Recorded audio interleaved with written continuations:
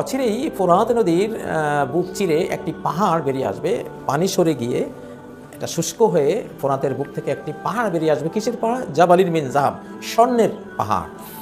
তো সেটা হাদিসের শেষাংশ আছে যে এখানে যুদ্ধ হবে বিশাল, ফায়ুকতাল মিন কুল্লি মিআতিন তিসউন ওয়া তিসউন, সেই যুদ্ধে প্রতি 100 সৈনিকের মধ্যে 99 জন নিহত হয়ে যাবে। কি ভয়াবহ যুদ্ধ!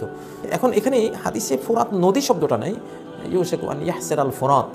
ফোরাতের শুধু ফোরাত, নাহরুল ফোরাত নবীজি বলছেন না, আল ফোরাত বলছেন। যদিও ফোরাত বললে ফোরাত নদীটাই আমাদের ব্রেইনে সবার আগে আসে, সেই হিসাবে অনুবাদ এটাই আর কি। কিন্তু ফোরাতের যেটা স্বাভাবিক অর্থ মিষ্টি পানি, ফোরাত মানে মিষ্টি পানি। ওয়াসকাইনাকুম মাআন ফোরাতা, তোমাদেরকে আমি মিঠা পানি পান করিয়েছি। কোরআনে বহু জায়গায় আল্লাহ তাআলা মাআন ফোরাতার কথা বলেছেন, যে আল্লাহ তাআলা দু ধরনের সাগর দিয়েছেন, একটা হলো আযবুন ফোরাত, ফোরাত মানে মিঠা, মিঠা পানি, আরেকটা হলো ওয়াহাজা মিলহুন উজাজ, প্রচণ্ড লবণাক্ত পানি, যে সাগরের পানি। তো ফোরাতের মূল অর্থ হলো